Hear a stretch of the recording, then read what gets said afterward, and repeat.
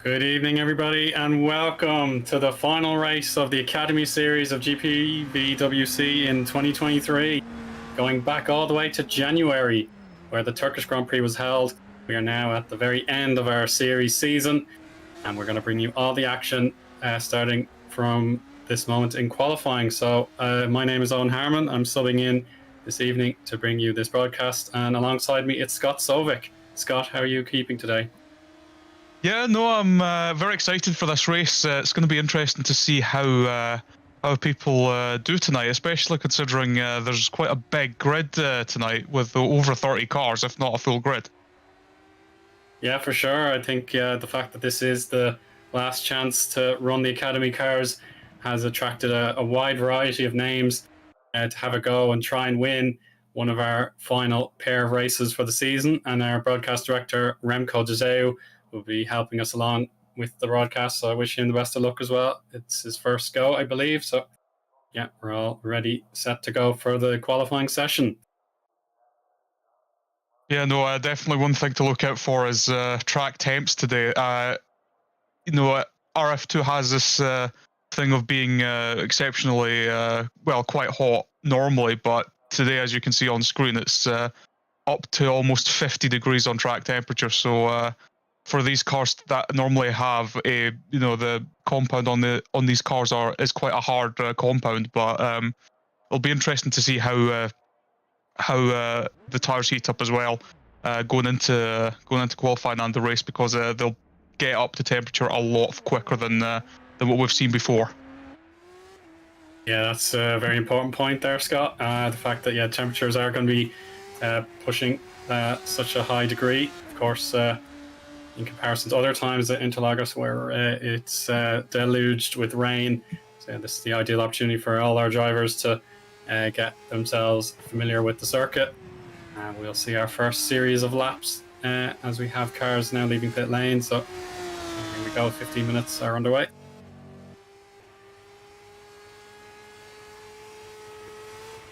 Yeah, we'll go Chervinsky among the ones out on track at the moment.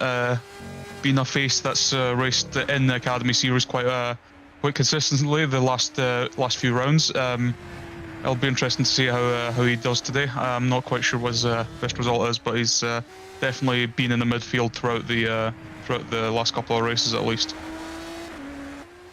Yeah, indeed. So the fact that most drivers probably just dipping into the series after being involved with other series, so there is the chance there for the likes of Philip to try and prove themselves with the experience in the car that they've run several races this year.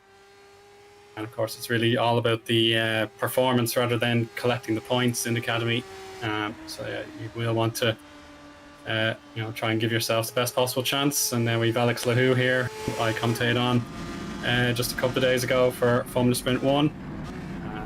He has had one heck of a 2023, so if he can end it on a positive note here in Academy, that would be a great showing. So let's see. Yeah, he's across the line and starting his lap, I'm sure. So let's see how he gets on. Yeah, no, Lahou definitely one of the more experienced drivers on this grid, having driven both FS2 in the past and FS1 this year.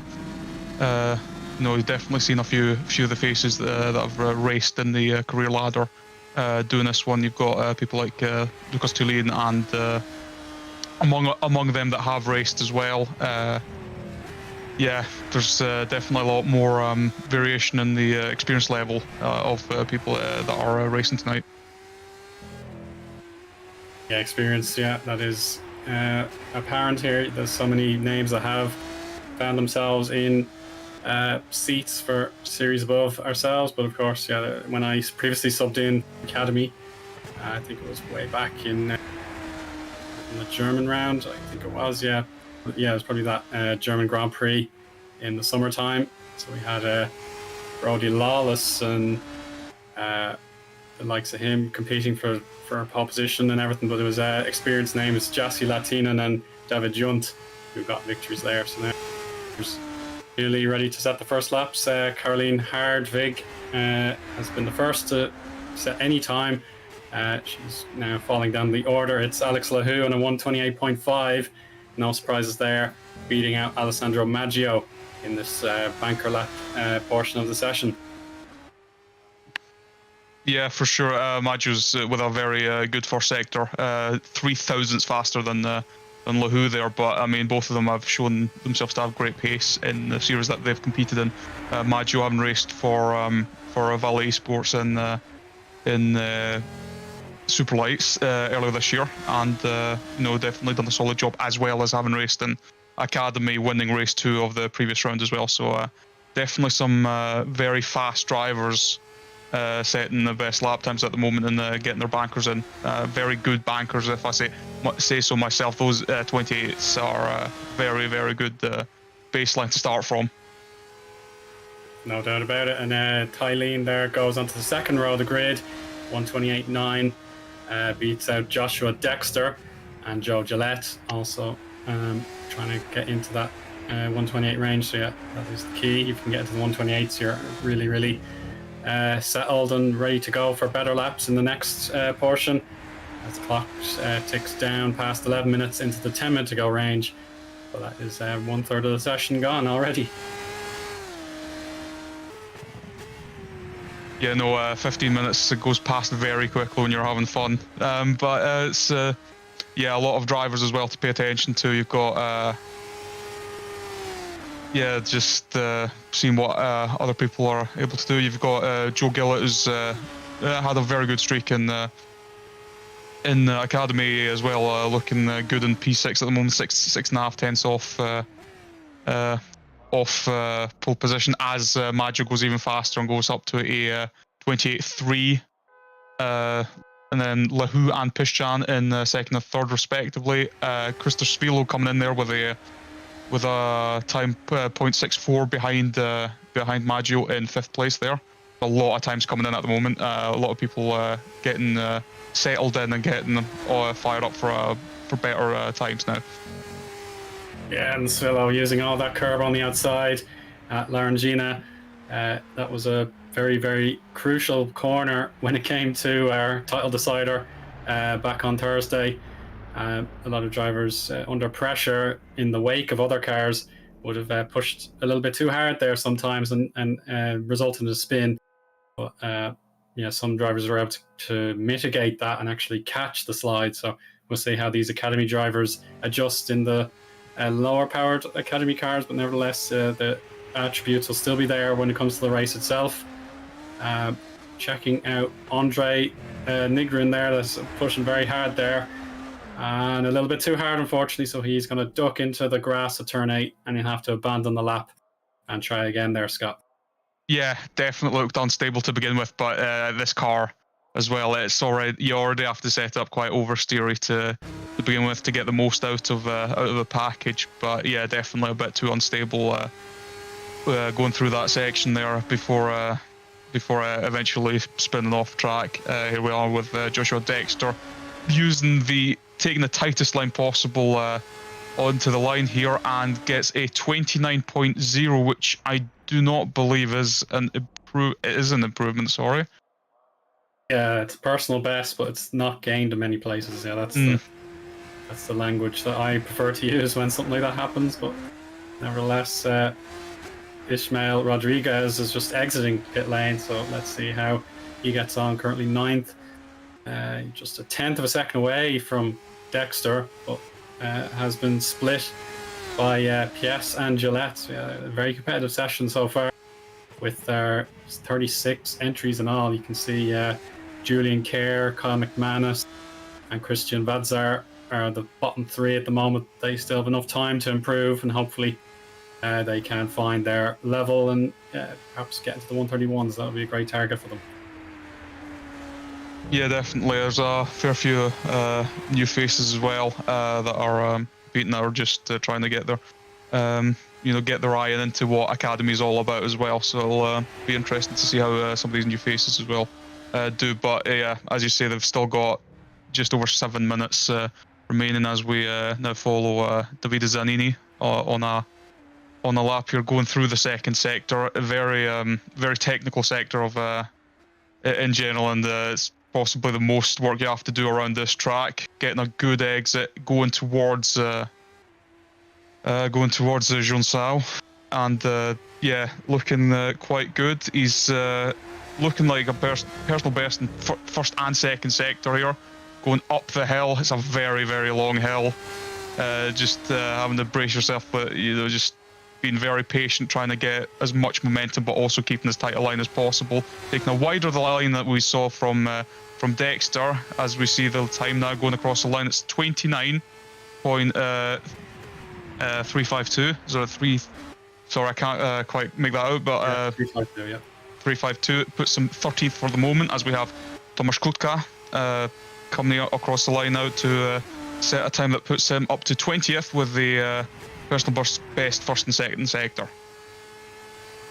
Yeah, most impressive to see those kind of times. They were very composed laps. I can't fault them whatsoever.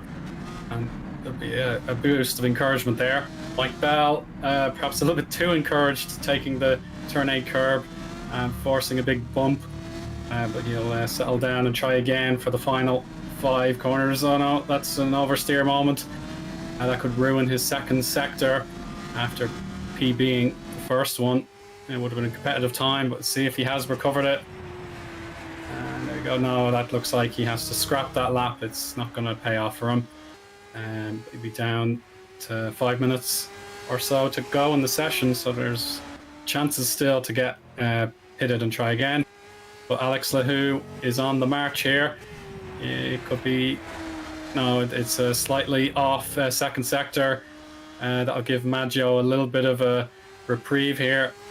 But yeah, Lahou currently uncontested on the road. Here's Pischan. I think it's just exit pit lane, so it'll be the chance for Lahou to respond by himself against Maggio and Tylene.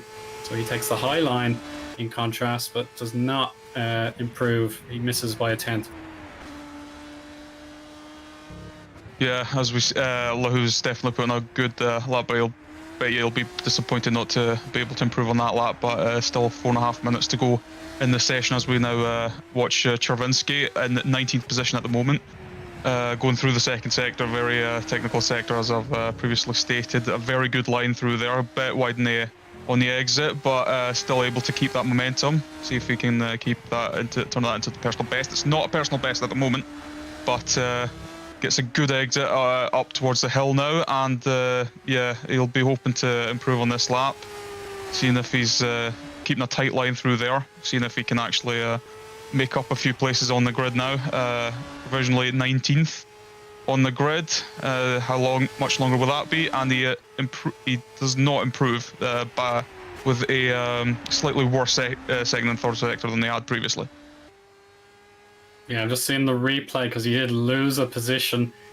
Someone did beat the time that he had previously set. So, yeah, let's see when it comes up on my screen who exactly got the better of him as he crossed the line. So it's almost ready to go. We'll check out the next lap time. So, yeah, it was Hajek. Hajek got the better lap there. So we move on now to Scarpelli, driving one of the Green Academy schemed cars. So at the moment he's looking pretty solid here. 22.3 will be on target to perhaps beat Mike Bell ahead of him. So let's see how he gets on. Yeah, this is a very strong final sector as well. So let's see if he can find those 1 or 2 extra places. That would certainly lend a hand to his ability to enter the first race. So let's see the rundown past the slide kink, and here we go. The line is waiting for him. What will the time be? Can he get under 130? Oh, just missed out at the end. So Mike Bell stays where he is in 23rd. So hard luck there for Christian. Yeah, no, definitely a solid lap, but just couldn't quite get all together to make up the place. Still a solid lap to put himself in 23rd. On board with Mateusz Guzowski now, going through Bico de Pato, down towards Mergulho, gets a very smooth exit out there, keeps it tight through Mergulho into Jonsau, getting a very decently wide, not as wide as we've seen from some people, but definitely quite a good amount of track, getting as much momentum up through the hill, and then going towards the going to the final kink now and towards the start-finish line. Let's see if we can improve on his time. His second sector not his best, but it does improve, and it's however, he stays in 5th, 5/10 off. Oh. Yeah, just missing out there. But Alex Lahoo is trying again. Let's see him as he crossed the line, but that sector 2 a little bit down, but goes high. It's still not enough. He misses out by 1/10 of a second again. So Alessandro Maggio currently in control of the pole position. There should be other drivers raring to go with this final minute coming up now. We check out Szymon Kruszyk. And at the moment, yeah, he's got a green first sector. Should be competitive with those around him. So let's see how he copes with the technical sector of the Interlagos circuit. Yeah, he's going to take the wide entry and then cut in for the apex. Nicely done. Yeah, towards Junkao or Junsao, whatever I think is the correct pronunciation there. There we go. Nice second sector as well. Ooh, a little bit extra on the curb there needed, but that's all right. And now final section to go. Another 10 seconds on throttle or thereabouts. So what will it be? Will he beat Hajek, Servinsky, etc.? Here we go. He goes low and then down the middle. He does improve by 1. So Kruszyk gets P18 off Hajek now. Yeah, very decent final sector to get him to P18. As we see now, Alex Lahoo, what can he do? Can he improve? He does improve, but it's still not enough to get him up to P1 as he I would say celebrates, but I think it's more frustration than anything there. 0.14 off what Maggio did. As we now look at Maggio to see what he can do on this final lap, if he's because I assume he's not crossed the line yet. It's not a good first sector though from him. Yeah, compared to his very best, it's certainly not where he wants to be. He wants to be in the 21.9 territory, so he's a little bit off, but it's not too bad. I suppose he can retrieve that and make absolutely sure.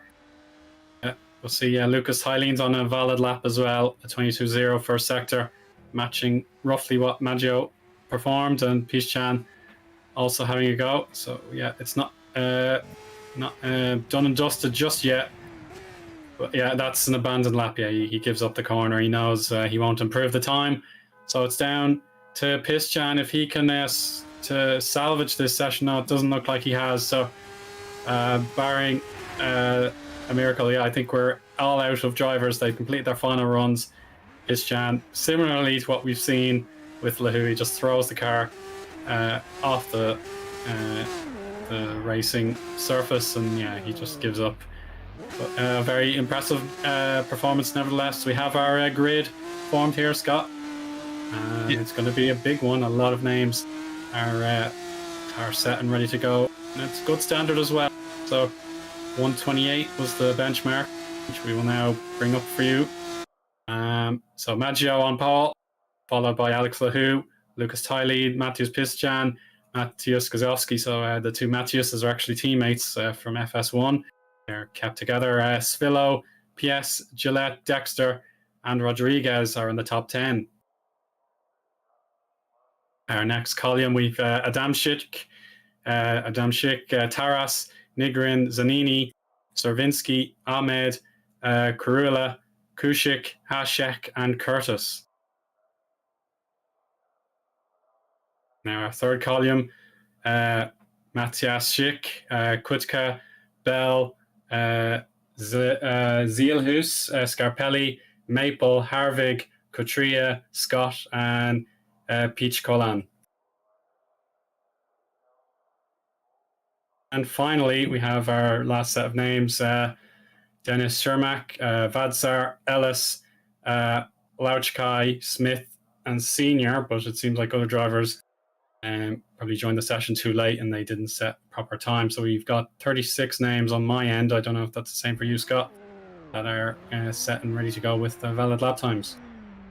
Yeah, no, it's definitely a fair few swaps around at the end of the session, but yeah, as we see, up to 40, could be looking at 40 cars starting this race, depending on if everyone makes the start, but it's yeah, big grid. It's interesting to see some of the names further down. From experience, having seen and raced against people like Mike Bell and Jeffrey Ellis, they are not afraid to fight up the grid, and they have a lot of experience that they can rely on. For example, you've got Tuomela and I believe that was Sokołowski down at the back there, both also experienced in, although I don't know if, yeah, Sokołowski down at the back there, and we'll see if some of the more experienced from other series can actually improve on their grid slots throughout the race. It'll definitely be an exciting race to watch for sure. Yeah, now we're already getting busy here into our warm-up session, so we will have that for 10 minutes. Yeah, track temperature still in that boiling 51 degrees Celsius. So yeah, oh dear, that's a bit of a wide there for one of our blue runners, but oh, going all the way off the circuit there. So yeah, everyone is just eager to find that perfect setup and get their momentum on side with the car now. So you know, plenty to think about, but yeah, it's mainly the tire strategy doesn't play much of a factor here, so it's all about how you perform on the circuit in our two races, of course. So that is the key. So everyone needs to find their preferred setup with the race fuel on board, etc. Yeah, we'll see some lap times coming in very shortly, as everyone should be crossing the line now for their first attempt with the shared lobby that it is. So yeah, let's see how they all get on. But while there is a bit of a gap, Scott, what would be your favourite memories, either from your own participation or from watching GPVWC in 2023, now that the year is almost up? Oh, there's been a few highlights for sure. There's too many that I can't really recollect any moment right now. I mean, having been the test and reserve driver for Ballas Esports in Superlights, I have to say one personal highlight was seeing my teammate Dominik Horoshavin taking the lead in Hungary as well. That was a bit out of the blue to see one of our cars take the lead there. But I mean, there's just seeing people like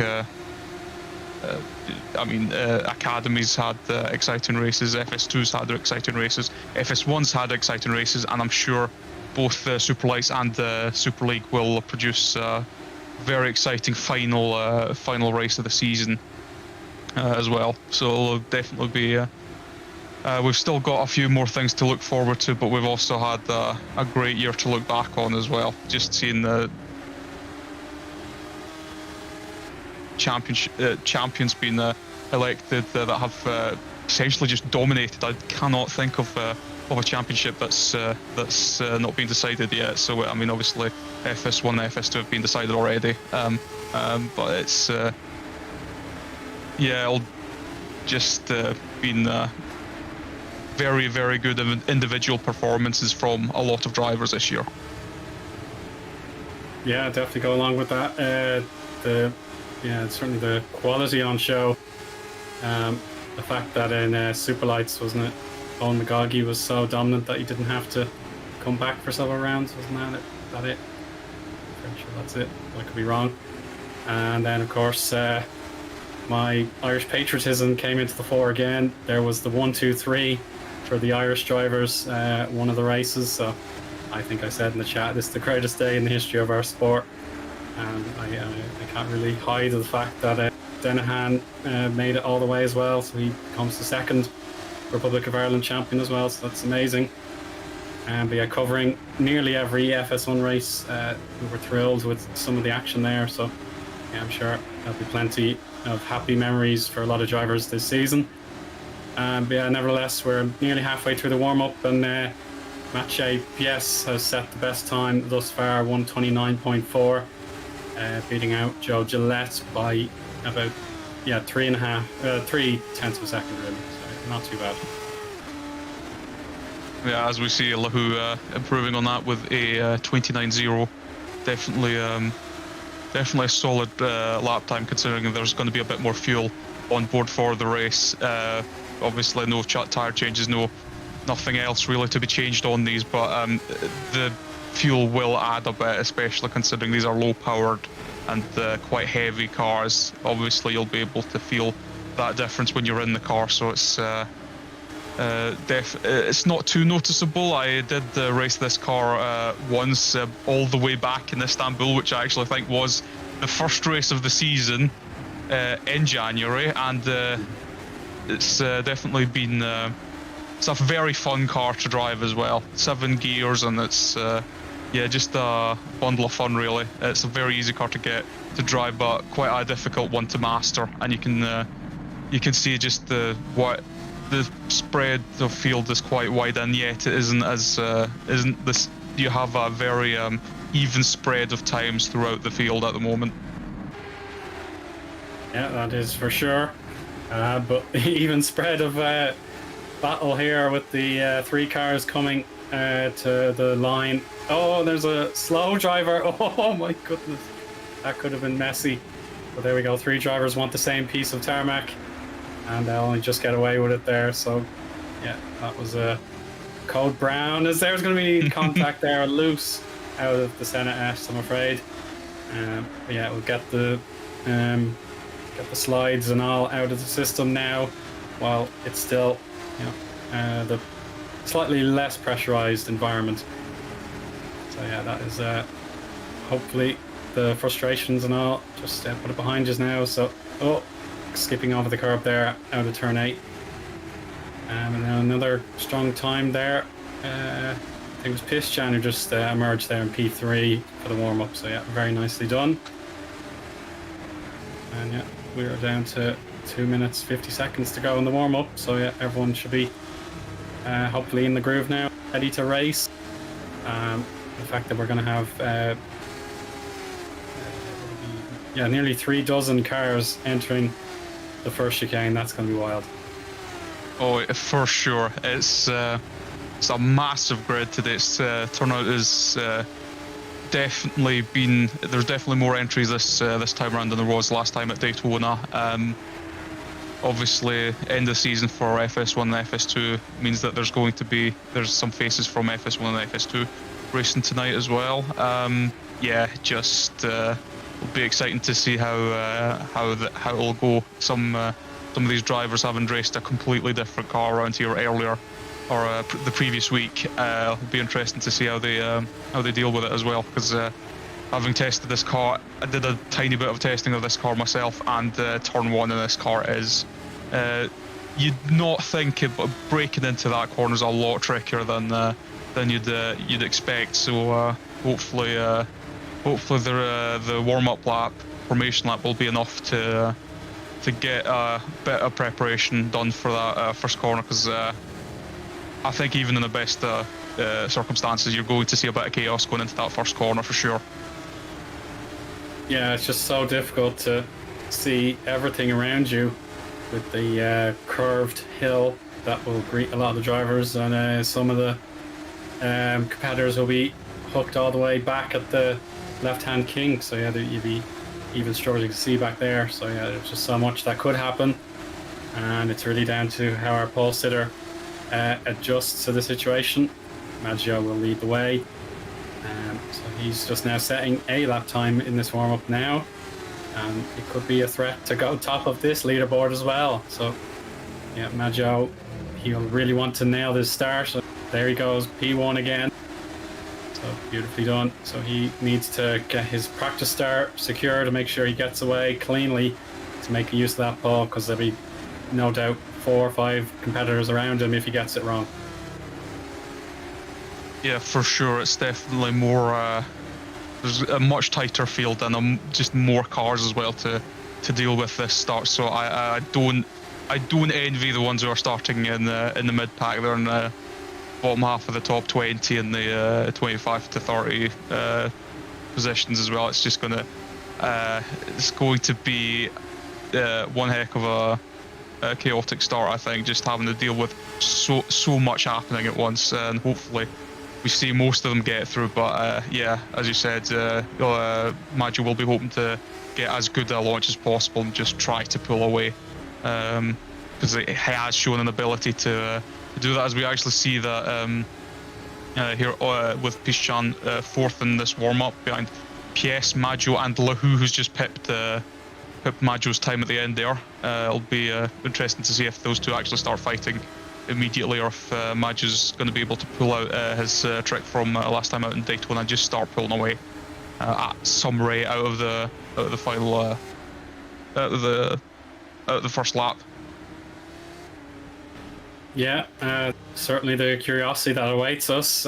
14 laps for both races with reverse grids occupying the rule set for the second race. So yeah, winning both races, it is possible, but it is an extremely big ask, so it doesn't happen as often as you think. So yeah, yeah, it was Maggio back in Dubai, won both editions.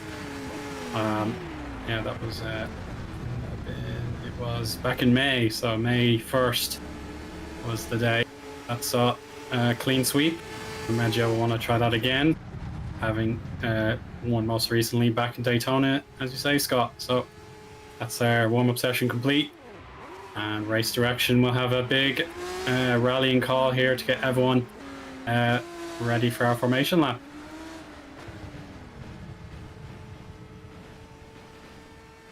Yes, it's going to be an important one to get your brakes and tires warmed up. Obviously, as we've stated before, the track temps are going to be quite high, so don't know how much of that's going to be happening. But yeah, it's definitely looking like a very exciting first race anyway. I think Academy always delivers with action, and I don't think it's going to be any different tonight with in the first race anyway. It's definitely looking like a stacked grid, and just yeah, excited to see what happens.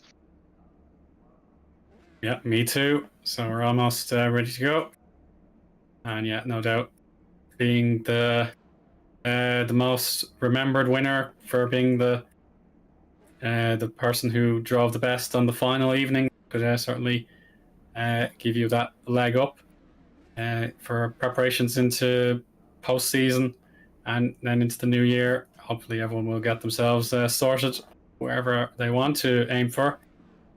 It'll be great to get your name in the door if you're bidding to get higher up the pyramid here in GPVWC.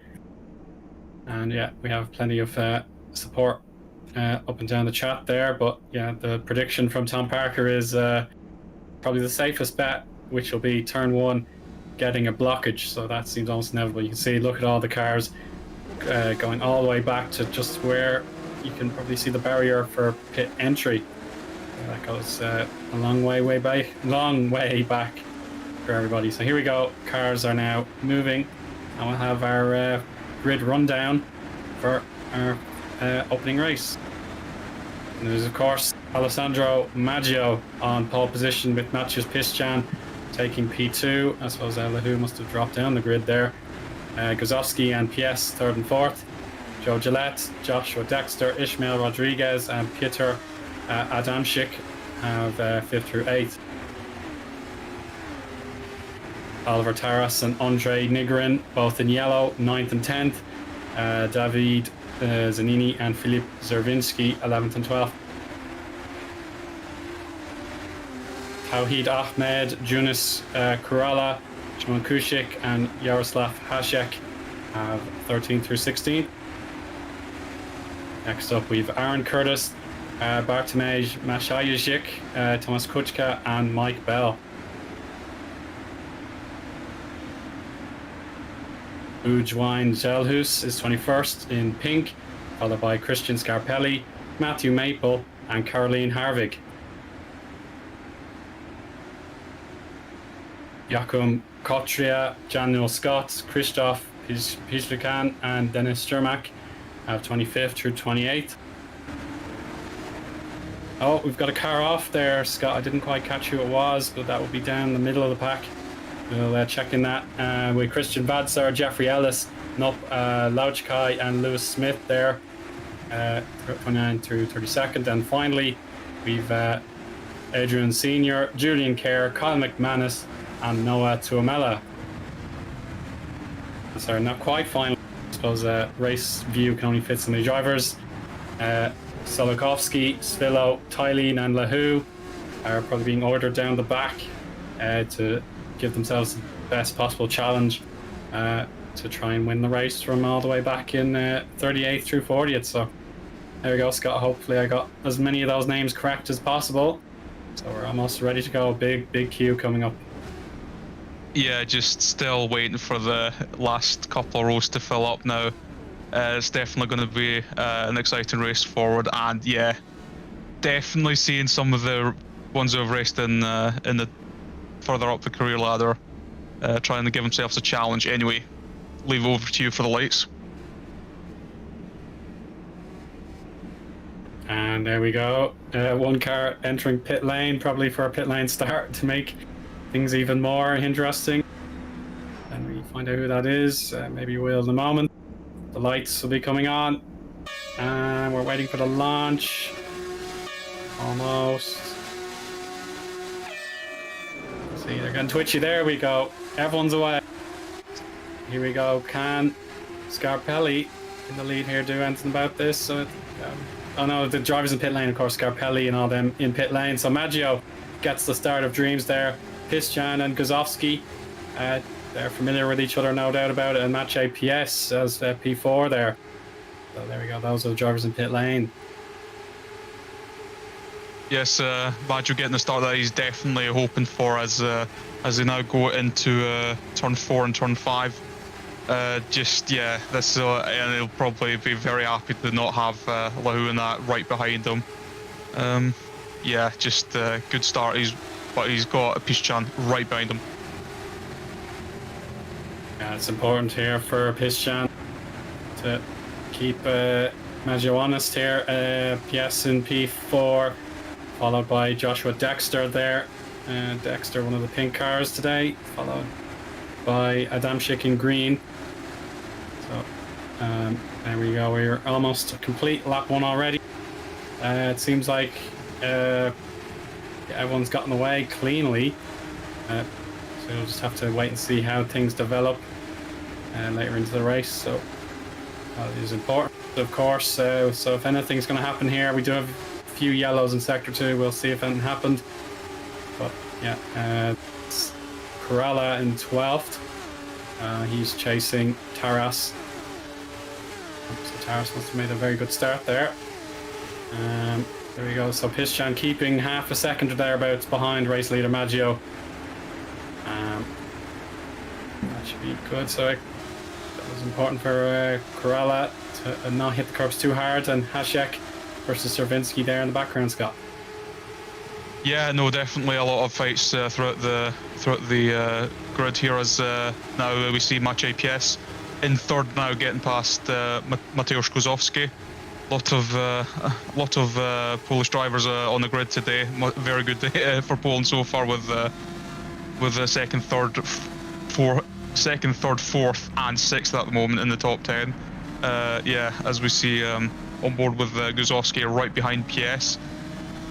Probably hoping not to be falling behind there, but getting right behind through the very technical second sector here.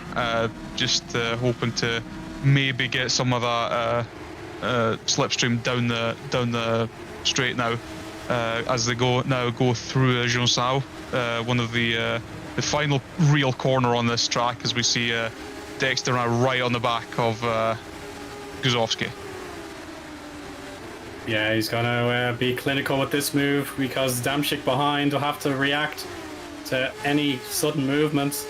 So smooth as you like to the outside line as Maggio sets a new fastest lap. So here we go through Senna S. Defending well is Guzowski.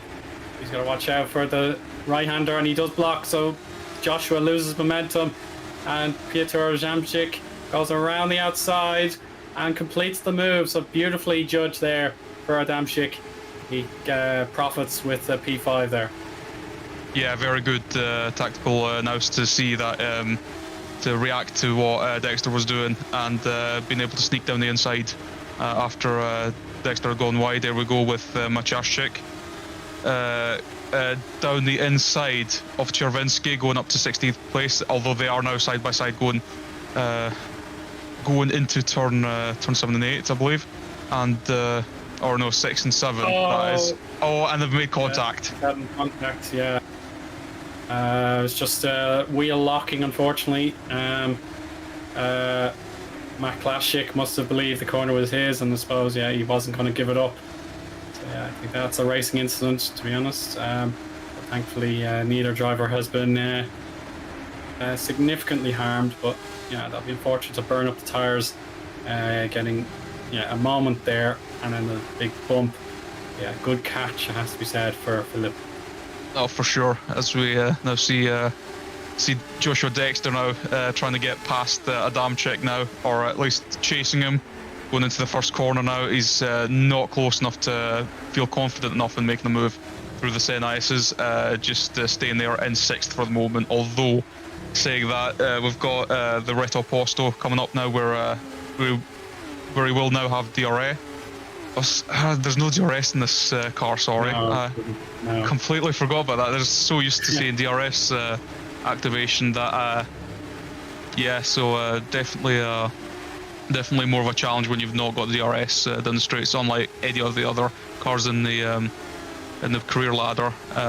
Bit of a mistake from Dexter there, as we saw, just going a bit too wide and catching a bit of grass, but he's still holding on to 6th as we've got Adamczyk now in 5th, solidifying that P5 for the moment.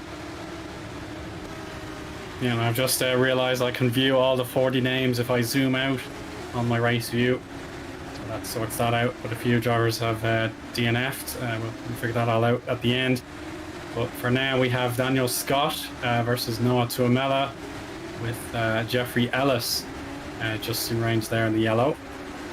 So let's see now. Compare those sector times. Certainly Jeffrey has profited in sector 1. Can he keep up that advantage heading into sector 2? Yeah, Tuomela with a very solid start Tuomela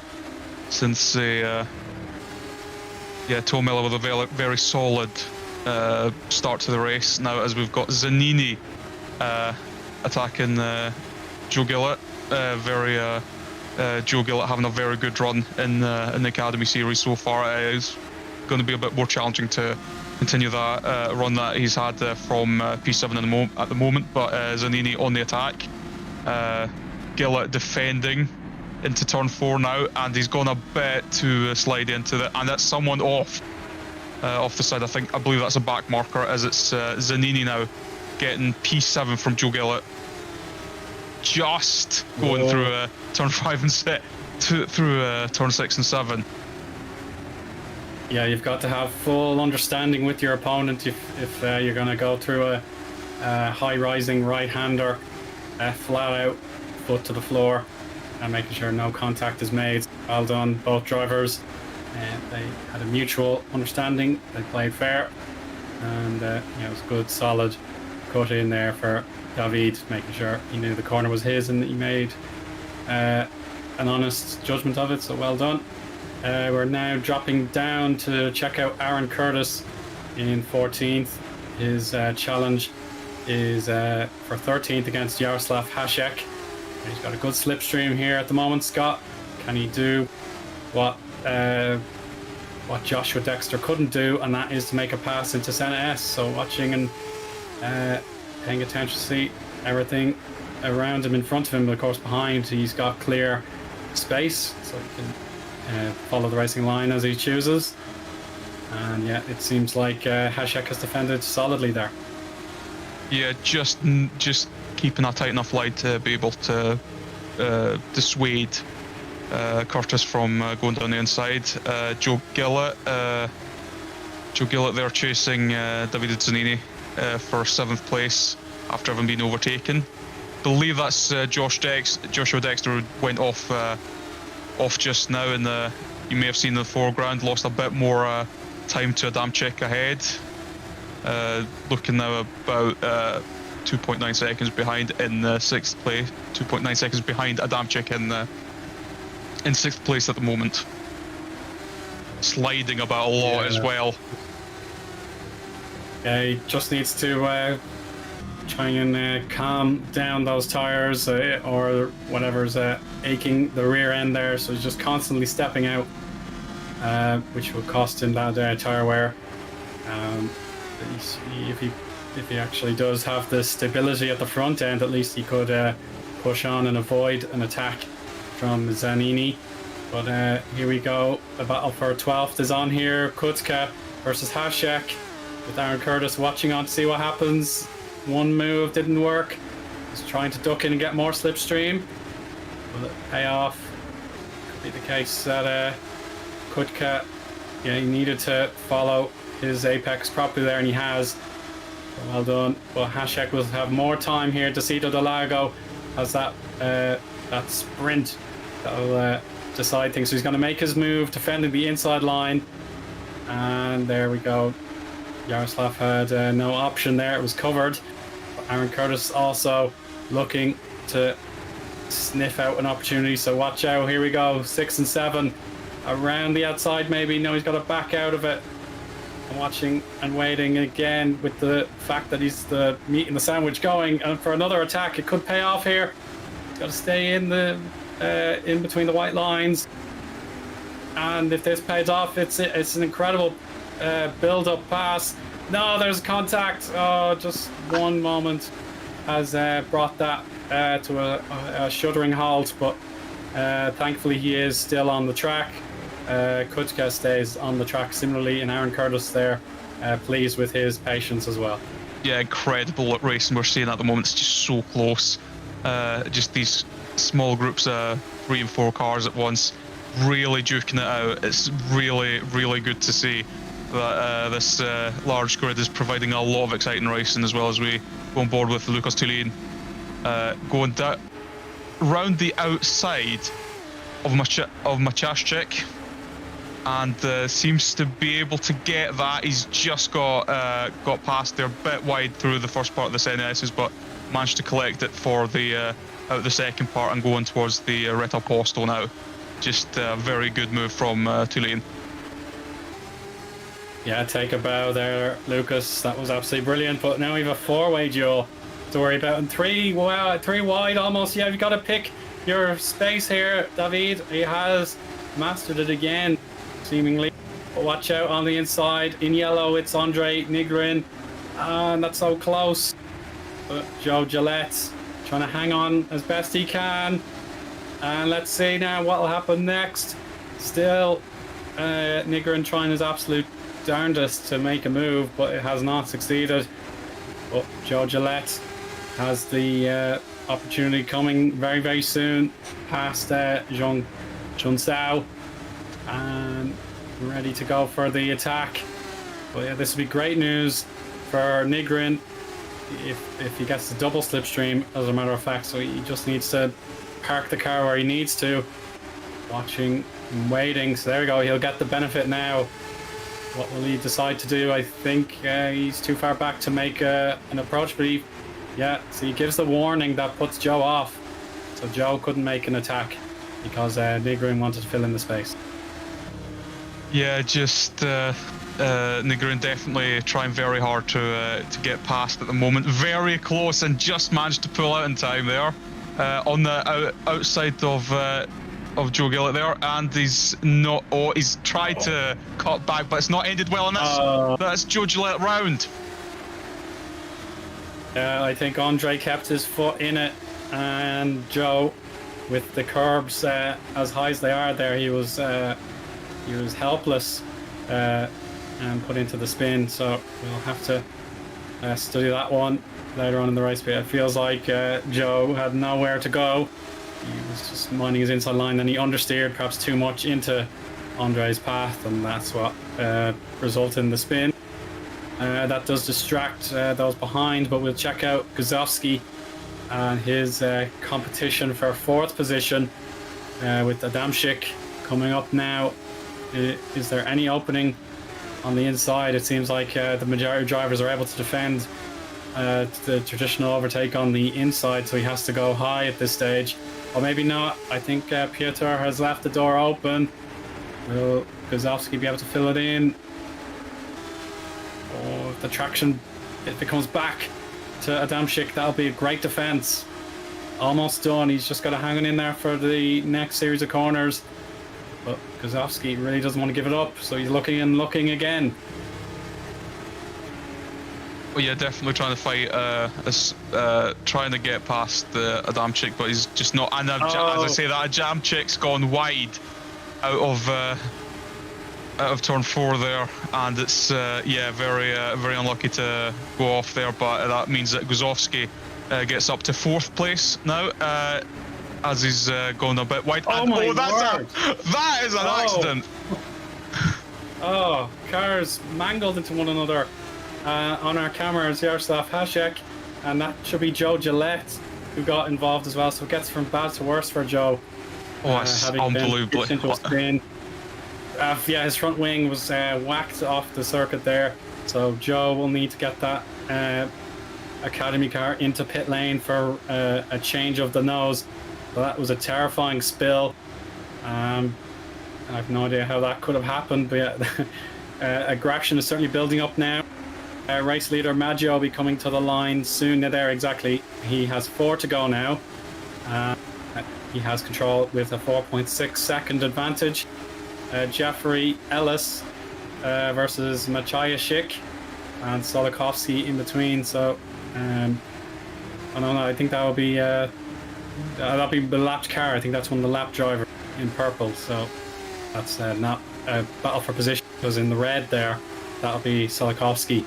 So he's going to lose a bit of time against a lapped car. Oh, kicking up dust, that'll be terrifying. But yeah, Jeffrey Ellis, let's see his lap time across the line.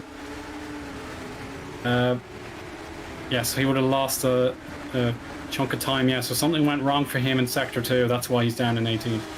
Yeah, I wonder if he's been involved in that incident with Hayek and the other drivers there, as we see Daniel Scott having spun into turn 1 and now recovering back into 22nd place.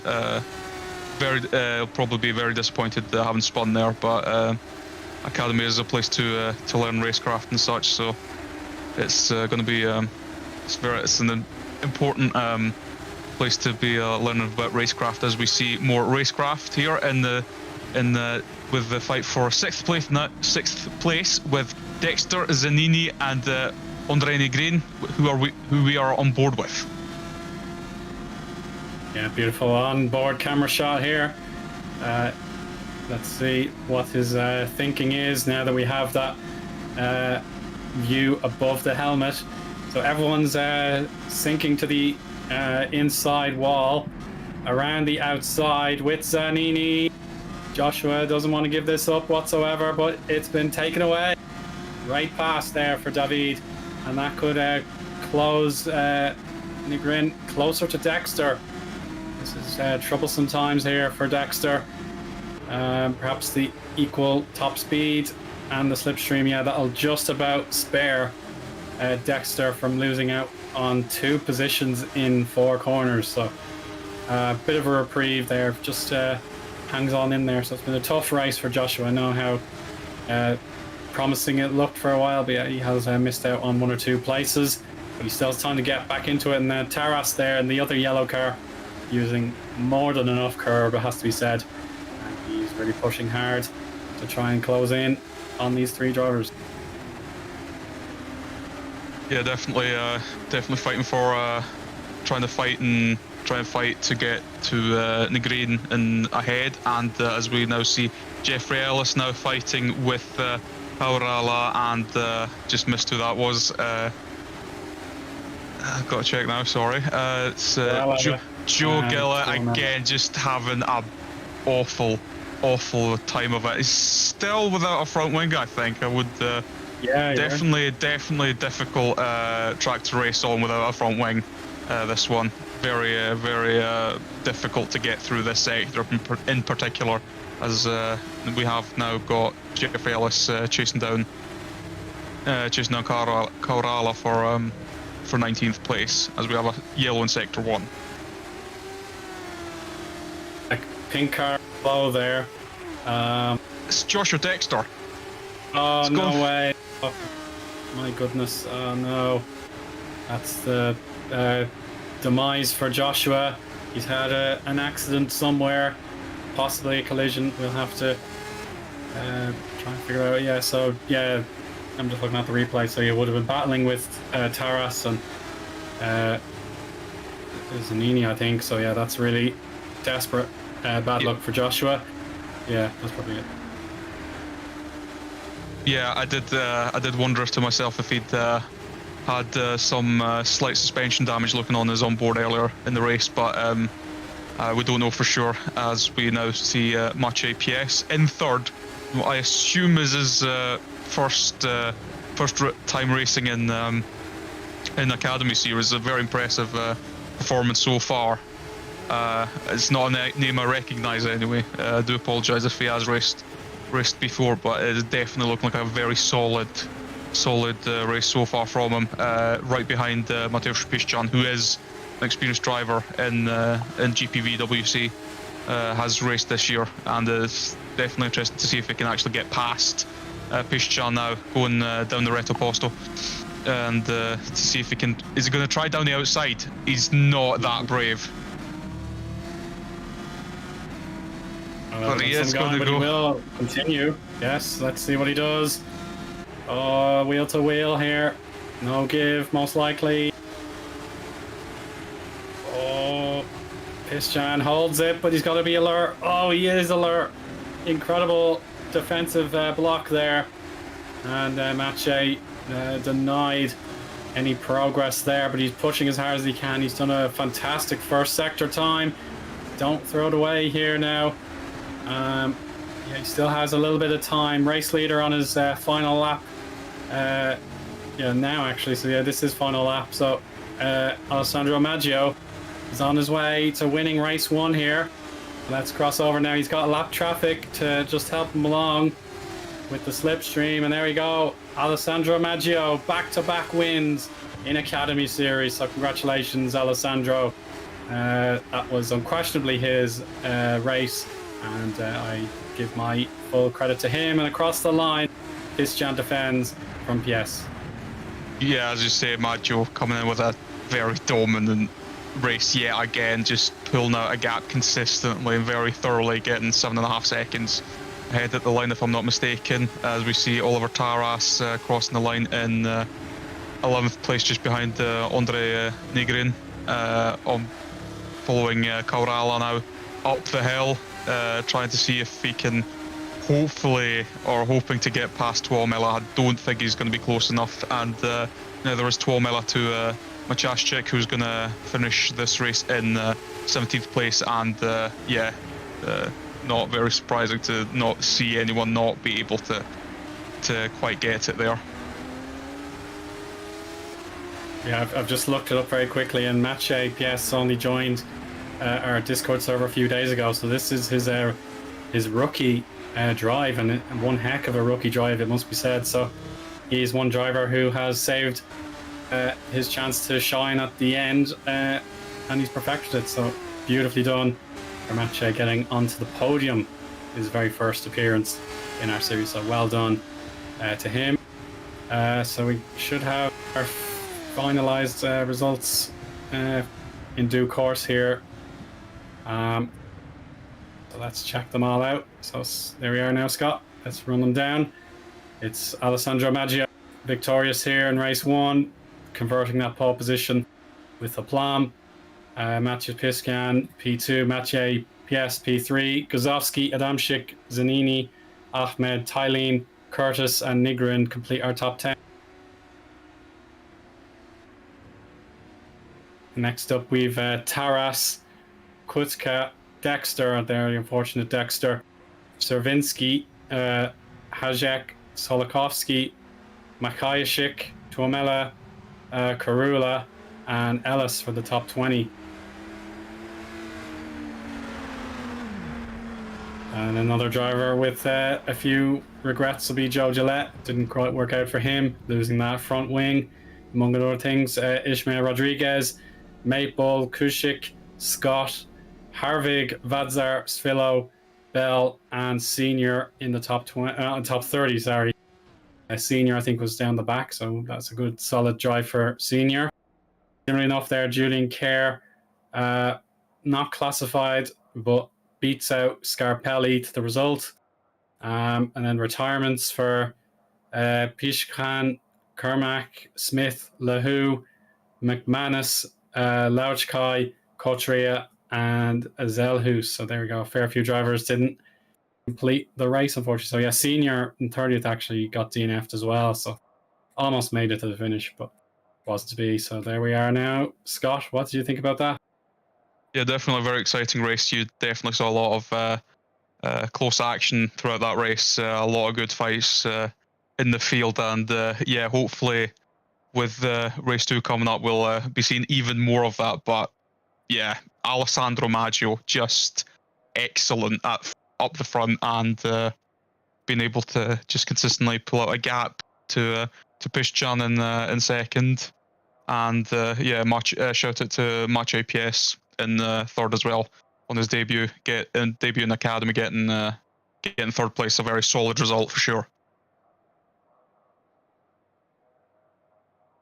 And now it's time to take a quick break, and we'll bring you the reverse grid race 2. So stay tuned, everybody. We'll be back shortly.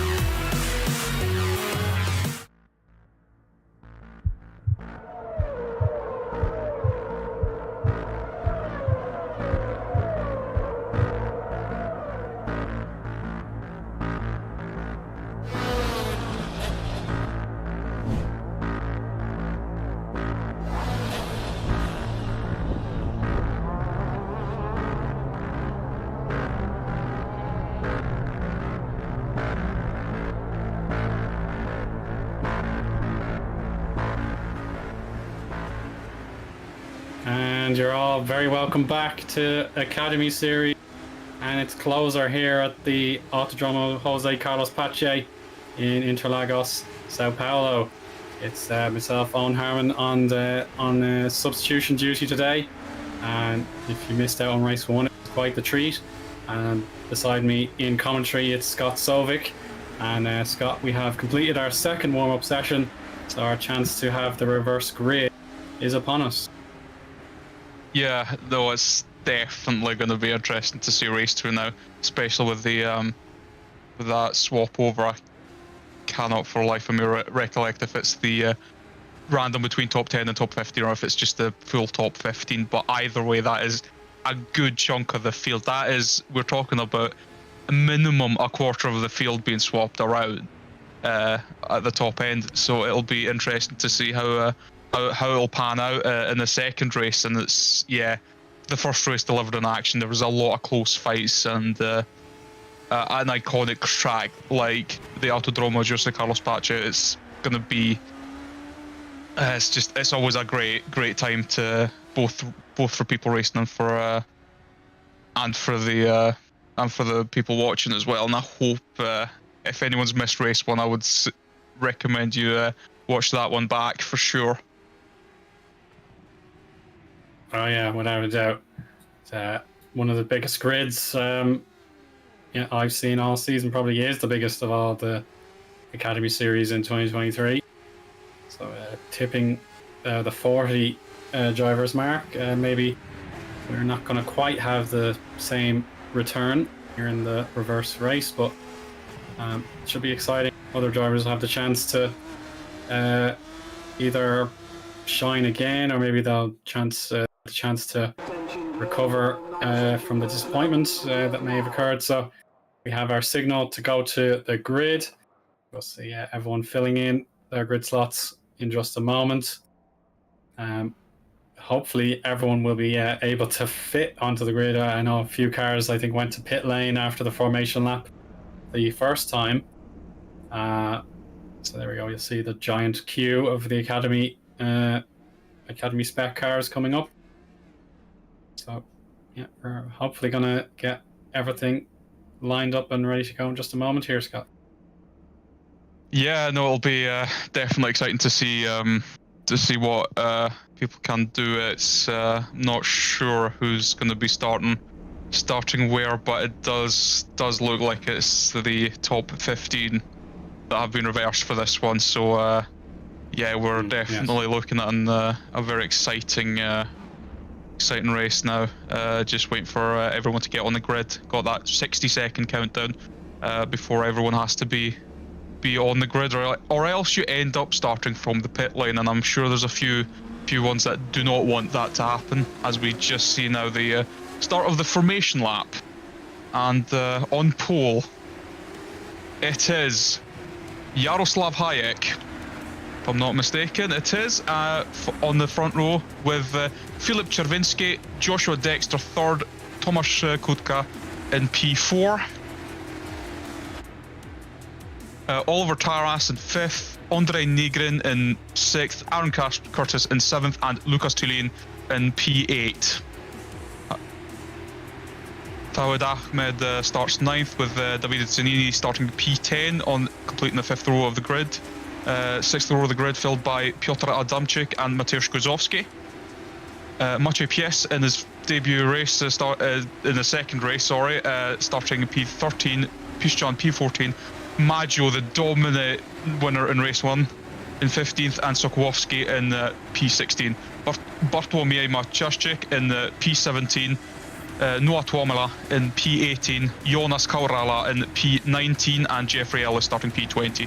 Joe Gillett being very disappointed to be starting P21 with Ismail Rodriguez in P22, P23 being Simon Kuszczyk and Daniel Scott P24, P25, Caroline Horvig starting P26, Christian Vazdar and Krista Svilo starting P28. Mike Bell, Adrian Senior completing the top 30 with Christian Scarpelli and Krzysztof Pieszczykolon starting P30. P32, P33, Louis Smith, Alex Lahou, P34 after DNF, McManus in 35th, and Joachim Kotterla in P36, and last on the grid, our grid of 37 is Bodevine Zielhuis. So as we now, as we see, as we now see the drivers now getting on the grid, ready for another 14 laps of action. That is certainly going to be the case. There may have been a little gap in the grid there between what we had on official reverse grid qualifying and our formation lap broadcast. We'll hopefully sort that out as we get to the start line. So here we go. The lights should be ready and waiting. There we go. I got it reasonably close this time, and we have our launch. So 2 cars in pit lane. I think that must be it.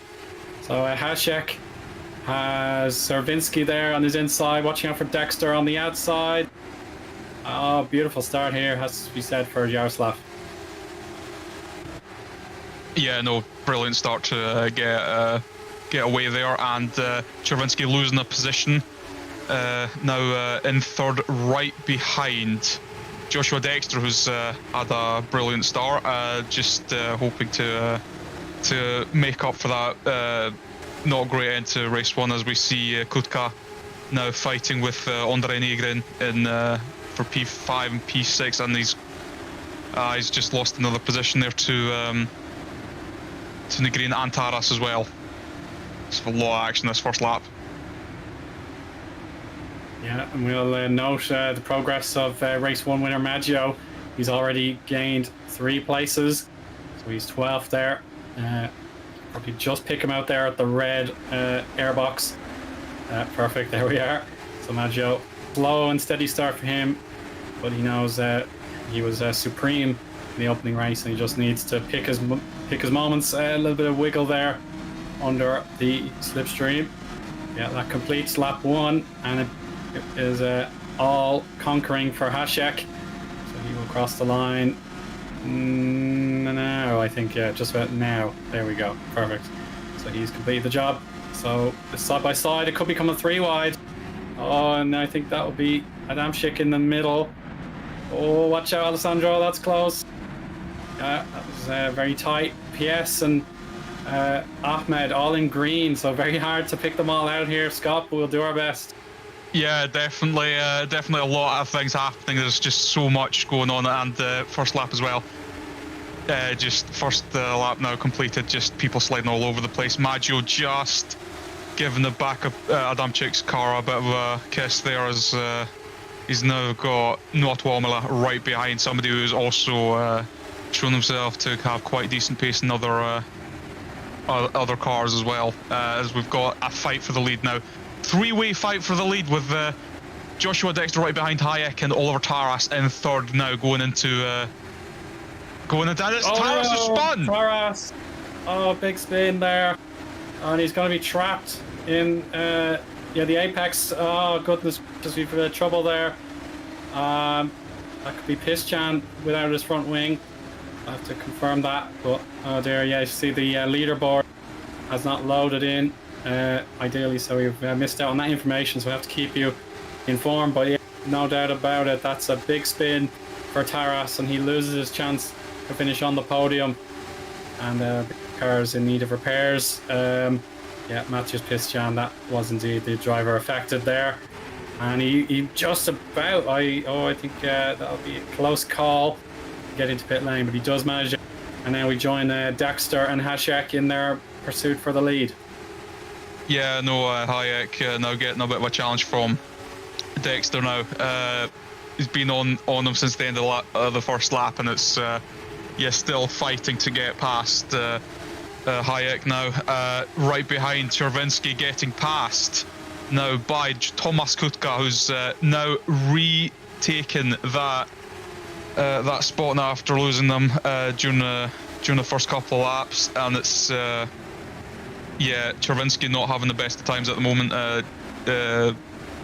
not having gained any spots since the start now, and running fourth now with with Lucas Tullian now challenging him for 4th place with a lot of cars. It's looking like a proper train out there. Yeah, and Tylene wants to get at the front of the queue here. Perhaps taking it a little bit easy and then hoping for the exit speed out of Zhongkao. Yeah, I think he's got it. See, Czerwinski cannot defend the inside line anymore. He's left it open. And before even the traditional DRS line for our other series, it's already a job done. Maybe the counter-attack is available to him. Cars side by side again in the background.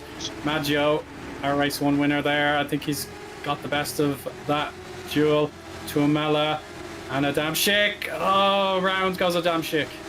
Oh yeah, just 2 wide go. Just that looked like 3 wide going into there. It just doesn't work, unfortunately. And Adamczyk very unlucky to get spun around in that manner there. As we've got PS now in the 7th place now, fighting for P5 actually with Czerwinski and Nigrin, and Maggio right behind now as well. It's going to be interesting to see if Maggio can dispense with the drivers ahead now, or if he's going to be start fighting. Although you can see there's just fighting like it's the final lap at the moment. 3 wide almost going through this section, and it's a nice move from Maggio. Very, very nice, very clinical. Andre had no response to that. He was just left completely exposed there as Maggio pocketed the attack, and now he's made contact with Czerwinski, and he's gone around facing 180 degrees, and there goes his bid to win 2 in a row, and he's put on another driver there in the teal. I think that'll be Mike Bell, who got spooked as he attempted to rejoin, so that was desperately disappointing for Maggio. His chance to succeed twice tonight has been denied here. Yeah, no, definitely. Very keen to get going again after having that spin, just going a bit wide out of Junsao, and just ends up being a bit too quick and possibly affecting Mike Bell there, who's been very unlucky in getting involved with that, honestly. Just bad timing for, and Hayek now being demoted to 2nd as Joshua Dexter now has taken the lead of the race. Yeah, awesome job there for Joshua. This is probably what he wanted because of being involved with battles with the grid in race 1. He now has a chance to lead the way and pull clear. Hasek has Kutka to worry about, because Kutka, to be fair, has put in a very respectable sector 1 time, taking 2/10 out of Hasek, so that was a very handy move. Must have been through to Cida del Lago.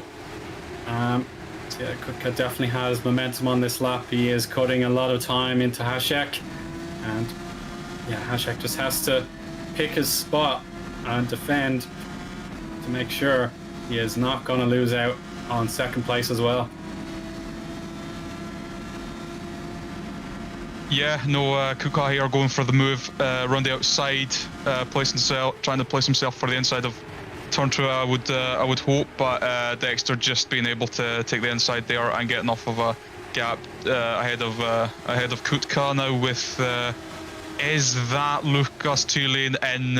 Yeah, it is in P4, chasing them down, and also with the fastest lap of the race so far with a 29.361. Yeah, awesome job there for Lucas, and he is certainly going to compete nicely as well. Ed Hunter has noted Joe Gillette's sensational progress as well. You can see him in the green there just behind Mathieu in the other green car. So there we go. Joe Gillette has made enormous gains from 21st position. Now he's 6th. Yeah, Joe is not messed about in this race. He's got the bit between his teeth, and he wants to prove himself in this very, very this great finale of 2023. So yeah, this is the very, very last race of Academy Series in the calendar year. So he has his chance to make himself very, very profitable and go for P5 maybe. So Alex Lahou, similarly enough, has started from the back, and he wants to get himself into the top 10. his job is to pass Philip Servinski. Yeah, no, 23 places gained since the start. It's very, very good progress so far from Lahou as we start his as he starts his 7th lap of the race. Now in 11th place, fighting for P9 with Chervinsky and Guzovsky as well, right ahead. And you know, just even though it's a 3-car battle for that position, there's still another 2 cars right ahead, and there's just such a close grid at the moment. And Lahou are going for P10. No, actually, he's gone through to P10 and now attacking Guzovsky for P9, going through the Descida del Lago, and yeah, just pipping Guzovsky there for the moment. Although Guzovsky's got the inside for turn 6 and 7, it's a bit close, and I did see a touch there, but it's still very close, and Guzovsky keeps the position for the time being, but we don't know for how long. It's very close. It's very close indeed. Super close between these two FS1 competitors having a go in Academy. And there we go. Servinski tries he might. There was just nothing available to him with the sheer raw pace of Lahou. And looked like Guzovsky stepped out a little bit, but no, he's collected that just fine. So we have our timing tower back. Happy days for everyone watching on YouTube. But here is Lucas Tylene, and Hasek has now been stuck on the outside. Watch out as well for PS. I think that'll be PS. Oh, going the long way around Scott. Oh, that was close. Oh, that's very close. And it's a tap. It's a tap from Hayek between Hayek and PS, and it's sent Hayek into a spin. It's very unfortunate. He had such a good start as well, and now he's running P6. He's done his best to fight, but unlucky to get involved in that half spin there. Definitely losing a lot of momentum as well, as we see Lahou now trying to get past Guzovsky again on down the inside. Does he have enough of it? He's got the line, and he's been able to take that position quite cleanly, although Guzovsky will have that run up the hill here. It's will he try to defend, or will he just take the normal racing line? Looks like he's taking the normal racing line and just keeps it in P9 for the moment. Hopefully he'll be looking to gain some more places as the rest of the race goes, but very good recovery from what was a very disappointing race 1 for him. Oh, for sure, yes. There's still plenty of time. We're above the halfway point, but still, the 14 laps are still a ways away. And one driver with that in mind is race 1 winner who made that mistake, Eoin Sao. It is Maggio. He's going to challenge Philo for P16. At the moment, Dexter has made no qualms with his opportunity. He has pulled out a lead of over 3 seconds now, as I suppose Kuchka and Tylene are battling away. But here's Maggio going to the outside. Philo will have a little nose ahead for the braking zone, but it is quite common to take this opportunity for Senna S. Oh, and more contact. Can he catch it? Yes, he does. So Maggio did not succeed with the ability to then get the inside into turn 2. So Philo hangs on, and Tawhid Ahmed is in range here. Maybe he won't get the move done this time, Scott, but it is close. Yeah, for sure. Maggio being not having the best time in race 2 there. Yet another piece of contact there, resulting in him losing time there. But yeah, Svilo not being quite able to give him enough room around the outside there. But at the same time, it's just a racing incident, and when it's close racing like this, there's always that risk of having contact as well. As we see Alex Lahou now up to P8. Now, I'm wondering if somebody's dropped out of the top 10 there, or if I've forgotten that somebody dropped out of the top 10 earlier. But anyway, right behind Andre Nigrin for 7th place now. He'll be hoping that he'll get enough momentum here to get the inside here. He's got the inside, and hopefully can seal that move down the inside now, and brake, on the brakes about the same time, but he's got the inside line, and takes 7th quite easily, I'd say. not too much stress there and pulls away immediately. Yeah, looking good there for Alex. Yeah, I think the top 10 is still as it was. It was just maybe Alex making more progress up the grid. So 5 to go now. And PS is looking for a double podium on his first attempts at GPVWC racing. But Thailand and Kutka side by side, hanging on. That is superb. It must be said they've not balked at the situation. They've not made contact. And there we go. Thailand has made the pass. So well done, Lucas. Yeah, no, brilliant from Lucas to get up to P2 now. He'll be trying to chase Joshua Dexter, but Joshua Dexter with fantastic pace, it must be said. Got past Kutka and actually got past Hayek a couple laps ago, 3 or 4 laps ago, and yeah, just pulled a massive gap now with Joe Gillett now in 5th from 21st on the grid, and now chasing down PS in 4th place and Kutka as well right ahead. They are fighting and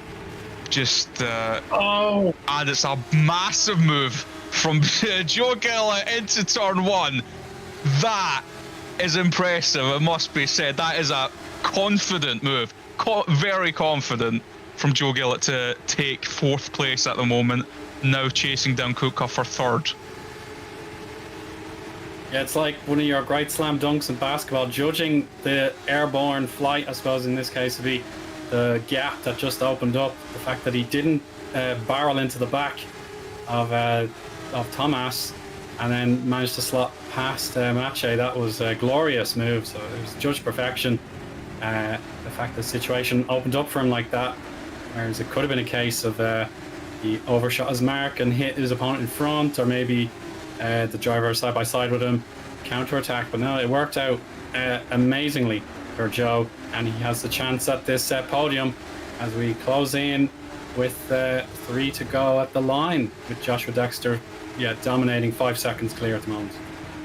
Yeah, it definitely looks like he may have had a problem in that first race with Tulin with about the same pace as he has at the moment, just actually going slower that previous lap. But although I have to see with the timings to see what's going on there, but it's Tulin only getting 3/10 on Dexter that lap is going to be tricky for him, as Lahoo goes around the outside of Hayek and takes 6th place now. He'll be wanting a piece of that podium action as well, by the looks of it, with Kutka very close now, and it'll be interesting to see what he'll do now. If he can actually. Again, I think that was Joe. That's Joe Gillett. Oh no! He had I can't believe it. To have it again to see the Delago this time, but the bounce of the wheels have gone against him this time, so it's more agony for Joe. That opens up the podium back to Kutka. He defended his position. Lahoo versus PS now.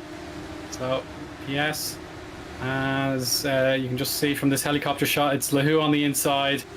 Lahoo through, but watch out for Hasek as well. He wants his momentum back with the demise of Joe. He has his chance to get back in the top 5, having started on the pole position on the reverse grid rule from 15th place in race 1. So yeah, there's all the reasons for Yaroslav to keep going. Yeah, no, it's very unlucky to see Joe Gillett out there, but or spun out anyway. But it's as we go on with Maggio getting past Sokołowski in P14 at the moment, and Sokołowski fighting back, but we'll see if he can actually get there. But no, Maggio keeps P14 for the time being, and with Adamczyk and Ellis right in front of him, he'll be trying to make up a few more positions as well with 2 laps to go now in this second race of Academy Series at Interlagos, and the final race of the season, of course, as well. So a bit of bragging rights to get a good result here, and maybe see if any drivers here want to get a drive in in Super Lights or Super League, although those cars are, of course, a lot more powerful than these small academy cars that are, very different from those beasts that you get in top classes. As we have Alex LaHoo, who started 34th on course, or at least attempting to get P3 in the second race. It's been a great recovery from him. Yeah, this is what we expected from Alex LaHoo at the beginning. He qualified second behind Alessandro Maggio, then decided to start from pit lane, I believe, to have a bit more of a challenge, and now he's just moments away with the final lap starting for these drivers now. He could overtake Tomasz Kuczka on the outside Senna S. He's made this move before in FS1, but there's going to be a lock of wheels, and Kuczka and LaHoo both fall off the wayside. Or maybe not Kuczka, I think kept it in a straight line, I apologise. So Maciej PS has filled in the gap left by Alex. So yeah, the turn right into Senna S did not work out. And Hasek now is P5, so he's made further gains as other drivers have made mistakes in the overtake. So Hasek versus PS with Kuczka just trying to pull away now, having that bump to his rear right tyre. Yeah, hopefully he's not got any damage from that, but yeah, a very tight squeeze, a very optimistic move from LaHoo there, and very unlucky for it not to work out, honestly. Yeah, Guzowski now in P6, get with Hayek in front, and Izak Kuka and PS side by side going into Junsao on the final corner. Oh my word. Well, we have to balance the fact that Joshua Dexter is on course to win race 2 and to close out Academy Series in 2023, so we'll give him his props now, Scott. So with a little bit of a slalom, Joshua Dexter wins, but we return now to the bottom of the podium. Kuczka holds with Hacek in pink, PS in green, and Guzowski in purple, and even Nigrin in the yellow. So close, but it is Kuczka to hang on to that podium. Hacek 4th, PS 5th, Guzowski 6th, and Nigrin 7th.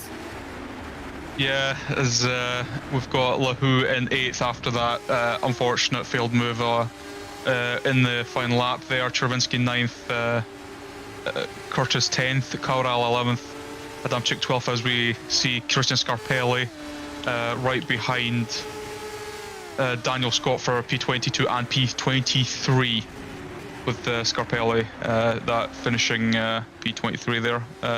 Caroline Horvig still without a front wing, it must be said, at the moment. I wonder where she got that damage from, but it's not the most ideal way to finish the Academy Series season with no front wing. But definitely a very exciting race too, as we now follow Horvig up the hill now to see who I believe is the last finisher today on with a solid result to finish, because it must be said it hasn't seemed that easy to just get there in the end, and that is an achievement in itself, to actually finish when there's such a large risk for ending up in a collision and just being unlucky. Yeah, so we followed along with Harvig, and she finished 25th, but there we have it. We'll run down the order once again. Joshua Dexter, much better running this time, getting the win in race 2. Lucas Tylene fought hard and gets himself a valuable second place. Tomasz Kuczka, Jaroslav Hajek, Maciej Pies, Mateusz Guzowski, and Andrzej Nigrin were all inseparable, almost across the line between 3rd and 7th positions. Alex LaHoo did his best, but after the contact with Kuczka, only finishes P8. Servinsky takes 9th, and Aaron Curtis secures a very impressive top 10. Next on our list, we have Jonas Korula in 11th, Peter Jamsik 12th, Alessandro Maggio there, unlucky, but I suppose the comfort of winning the first race tonight, that'll settle him, I'm sure. Matthew Solikovsky, 14th. Tawhid Ahmed, Joe Gillette, Jeffrey Ellis, Joachim Kotria, or Korchla, excuse me, David Zanini, and Mike Bell are the top 20 finishers. Next up, it's Christian Vadzar, Daniel Scott, Christian Scarpelli, Matthias Pischan, and as we saw, Caroline Harvig crossed the line with damage, but she is the last classified finisher. And the less fortunate drivers who did not see checkered flag, the checkered flag, Adrian Senior, Christopher Svillo, Noah Tuomela, Colin McManus, Oliver Taras there, marked as 30th placed. Then to round things off, we've Ishmael Rodriguez, Shimon Kushik, Lewis Smith, Christoph Pichkolan, Bujwin Zehuis, and Bartomei Malakashik. So there we go, 36 drivers attempted race 2, but it was just the 25 that made it to the end. So there we have it. Scott rounds off Academy. You were there in the beginning in January, as you mentioned, in the Turkish Grand Prix. And look at here, the eve before Halloween, and we've reached the very end. So there we have it. But of course, we'll see if anyone wants to participate in our interview segment. So we'll keep an eye out for any participants. Yeah, for the meantime, yeah, Scott, that was another dramatic race, no doubt about it. Oh, yeah, for sure. It was definitely a very interesting race to see. Hayek having a very good start and keeping that lead for a few laps before Dexter managed to get past and just pulled away. It was a very impressive drive to take that win, and obviously final race of the season as well means he's going to be the last final winner for some time until next year as well. So definitely some bragging rights there, but yeah, just a very action-packed race for sure. A lot of unlucky incidents as well, with a lot of drivers losing, being out of position as well from incidents that, you know, we'll see them a lot further down than they were possibly expecting to be as well. A wild one for sure. And yeah, Academy always delivers when it comes to action. There's definitely been a lot of that, and yeah, as a stepping stone, it's shown that it's definitely a very fun series to be commentating on as well. Yeah, it's been lovely to have you around, Scott. So I believe it's our first time together. So yeah, it's been enjoyable having filled in for the very last Academy event of 2023. Yeah, there's still plenty more to look forward to in GPVWC, not only with the traditional Super Lights and Super League rounding off their season, but also the likes of the Race of Champions, I think, is coming up later on. And we have young drivers tests and those kind of things to look forward to later on. But yeah, it's actually, yeah, Academy doesn't do the interviews, so that was my mistake. So never mind. We'll wrap things up now. From myself, Eoin Harmon, alongside me, Scott Søvik, and Remco Dezeu in the broadcast direction. Thank you all very much. And indeed for Race Direction and everyone else who makes this Academy Series possible. But for now, that is a close on the year 2023. Thank you very much for watching all year long, and we'll see you again next time. Goodbye now.